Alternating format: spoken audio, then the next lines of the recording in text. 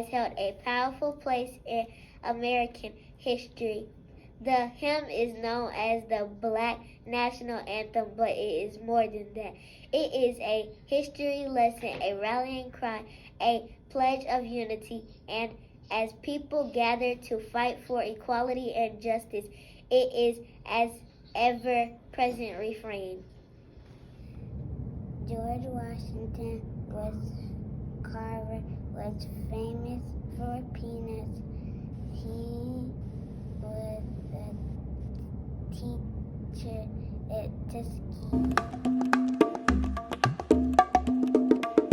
Carter G. Woodson, born in 1875, as known as the father of Black history, he strongly believed that Black history is a foundation for young Black Americans to build on in order to become productive citizens of our society. In 1926, he developed Negro History Week. In 1976, the week expanded to Black History Month. Denim, go ahead. So that one is like the other one, but this is better than patterns. This is colorful. This is designed. This is painted. This is amazing. This is like a really creative person designing something for. Did you design it? I did not do this one, no. And is that an other design over there? What is that? This one over here? Yeah, let me show you that one. Yeah, what do you think of this one? That is beautiful. That is colorful. That is rainbowish and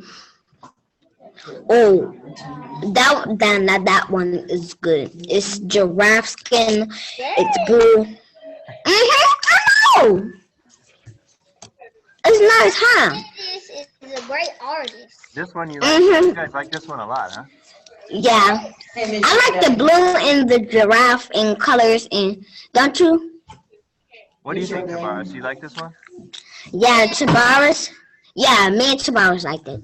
Okay, good. Yes, I definitely think. So, do you think this was? Do you think they painted the? No, they actually used tape. They tape for everyone. Tape. And they use colorful tape. Can you hear me? Yeah, that's exactly what they do. Can you hear me, Jordan? Okay. All right, very good. Me and Tabaris are the judges. Yeah, we're the judges. I give it 100. You give it a 100 too? Okay. Art comes from. So this kind of art is not the kind of art that you just, put in a frame, in a picture frame. It's not painted. It's not using clay. It's using old material from old clothes, and then they sew the clothes together, and then they make these beautiful blankets. You could put them on your bed. You could cover up with them on a chair, and keep warm. But they're also beautiful pieces of art, okay? So art doesn't have to be just something that, an art teacher does. It could be something that little girls do, and something that their grandma teaches them or their mom teaches them, and it can be passed down. And you could, when you get older, you could teach your daughters or your sons how to do this same kind of art, right? So these are quilts, and a quilt is like a fancy colorful blanket, right? And in the old days, they used to make them out of material that they would find, or they would cut up all their old clothes to little shapes, and then they would put all those shapes together in some very creative ways. So let's look at this movie, and then I'll come back and we'll talk some more, okay?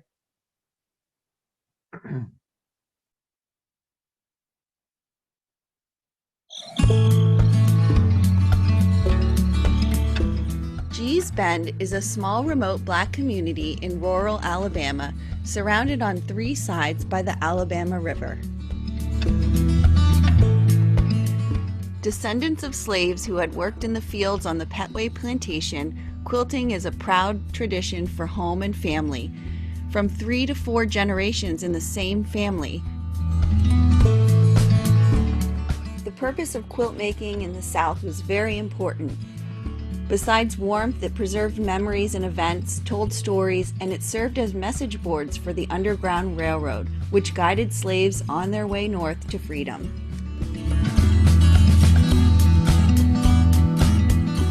Let's take a look at the beautiful quilts and the styles made in Gee's Bend back in the 20th century and still today. Abstraction and improvisation. These are sometimes called My Way quilts. They have unexpected patterns, unusual colors, and surprising rhythms. The housetop pattern of concentric squares is the most favored pattern, and the design echoes traditional African American call and response music.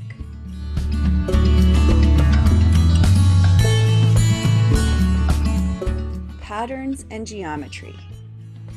Notice the repeating patches of triangles, squares, diamonds, or hexagons.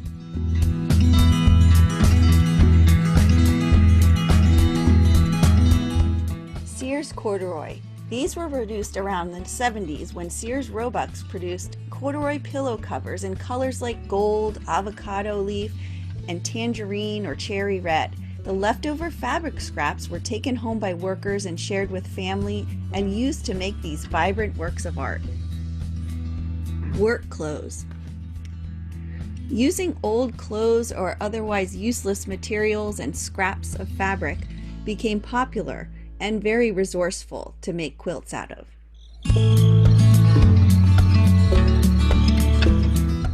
In 2018, former First Lady Michelle Obama had her portrait painted by African-American artist Amy Sherald. You can see how the artist put some of the patterns of Gee's Bend quilts in Michelle Obama's dress pattern. Some of the quilts have been featured in museums and galleries throughout the world, and the women still continue today to sew their quilts in Gee's Bend and pass down their tradition to their family members.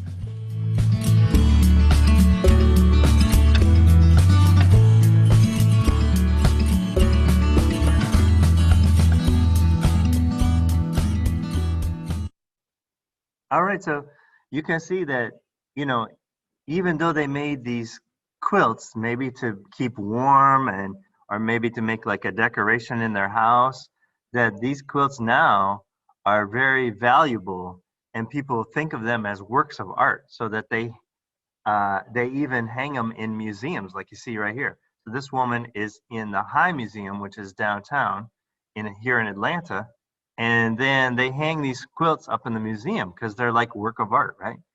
What do you want to say, Denham? Go ahead. I just love the square, the Michelle Obama thing. I love the whole thing. It just makes me feel warm and happy inside. It just makes me feel like I'm an inventor who makes quilts, and that's the design that we see. That's right. Yeah, exactly. Yeah. And that designs make me feel like I would just come around the house. But that design makes me feel like a creative young lady. If I will understand who I am and what I stand for as my own person. Yeah. Well, great. Yeah, I think that's important. As an artist, you really do think about going all right. Huh? Is it going okay? Yes, it's doing great. Awesome, awesome.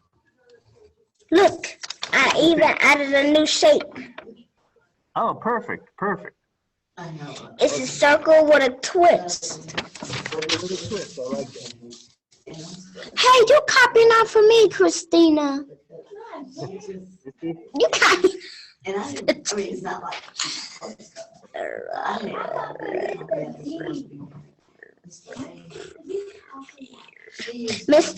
Mr. G. I almost feel like. So I'm adding some weird squares. I'm doing circles, all kinds of stuff. Oh, perfect.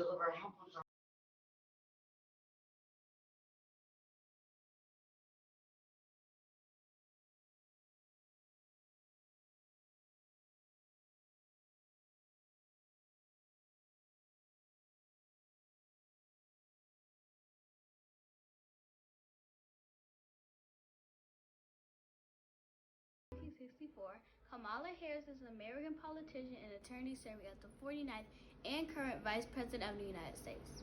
She is the United States' first female Vice President and the highest-ranking female official in U.S. history. And she's the first African American and Asian American Vice President. In 1998, Montgomery is an American poet and actor. Garner was the first person to be named National Youth Poet Laureate, which is a title held in the United States by a young person who demonstrates skills in the arts, particularly poetry and or spoken word. She is a strong leader that is committed to social justice. In 2021, Garner delivered her poem, The Hill We Climb, at the inauguration of U.S. President Biden and U.S. Vice President Harris. Shirley Chisholm is the first Black woman in Congress and also the first woman and first Black person to seek a major American political party nomination for president. Chisholm, who lived from 1924 to 2005, is a notable member of Delta Sigma Theta and sorority.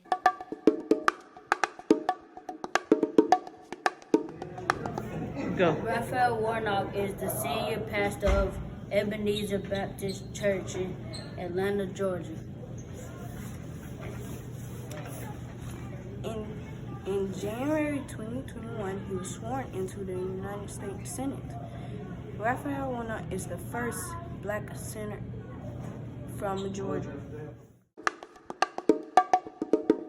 He was an American politician, statesman, and civil rights activist who served in the United States House of Representatives for Georgia's 5th Congressional District from 1987 for his recent death in 2020. Lewis was one of the Big Six leaders of groups who organized the 1963 March on Washington. He fulfilled many key roles in the civil rights movement and its actions to end legalized racial segregation in the United States. In 1965, Lewis led the first of 3 Selma to Montgomery marches across the Edmund Pettus Bridge. In an accident which became known as the Bloody Sunday, state troopers and police attacked the marchers, including Lewis. In 1961, Lewis became one of the 13 original Freedom Riders. We will continue John Lewis' legacy by always standing for equality and getting into good trouble. We hope that you enjoyed zooming through Black History with Boyd Elementary. We must know our past in order to shape our future, because we are Black history in the making.